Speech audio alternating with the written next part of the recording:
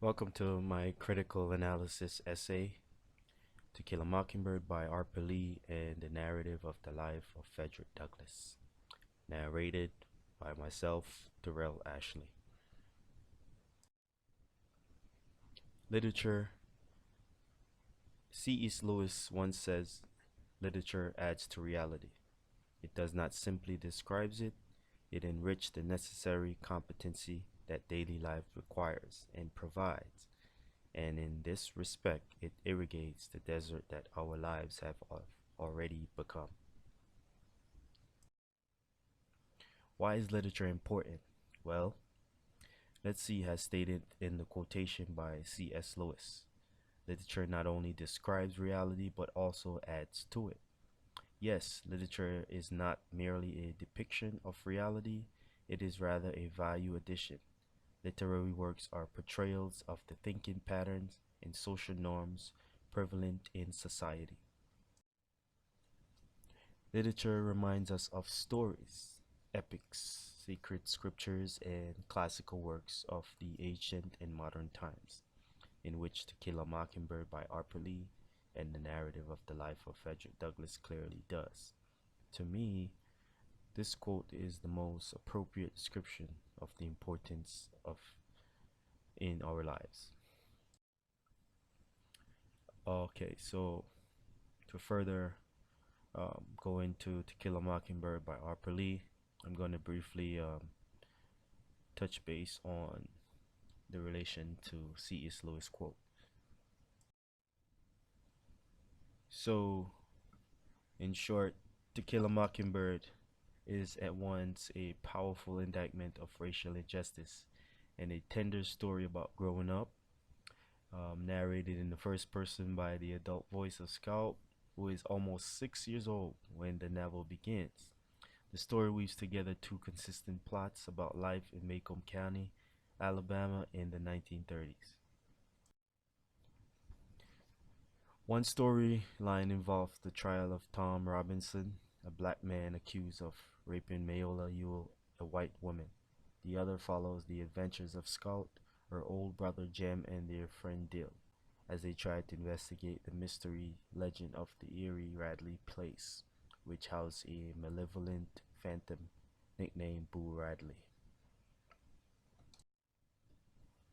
Lee juxtaposes the innocence and interest of the children with the ignorance and hostility of many of the adults, using the character of Atticus Finch, the children's father, and a respected attorney who would defend Tom Robinson as a standard of reason, compassion, and fairness. Atticus help the children leave behind their world of make-believe and come closer to understand the mystery behind the Radley Place, just as he pushes the town of Macomb County towards its own confrontation with racism and injustice. Combining dry humor with a suggestive description of the various social groups, economic problems, and political issues of the time, Lee creates To Kill a Mockingbird, an emotional tale of small town southern life. Works cited in quotes, enotes.com. Okay, so I'm going to get into the narrative of the life of Frederick Douglass briefly. So, the narrative of the life of Frederick Douglass, an American slave, is a moving account of the courage of one man's struggle against the injustice of antebellum slavery. Published in 1845, 16 years before the Civil War began, the narrative described Douglass' life from early childhood until his escape from slavery in 1838.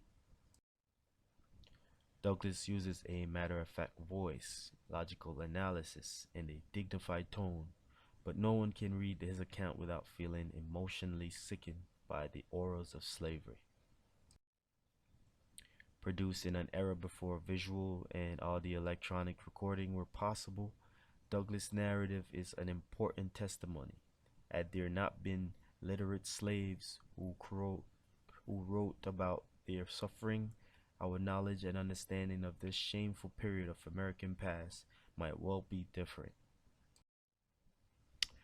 So, in conclusion, um, as you've just witnessed, literature does adds to reality. It does not simply describes it. However, it enriches the necessary competency that daily life requires and provides.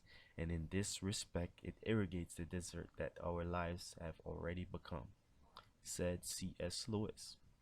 This quote supports my paper because To Kill a Mockingbird and the narrative of the life of Frederick Douglass is basically the novel of turning the unjust into the unjust, the hatred into love, and the scarcity into bravery.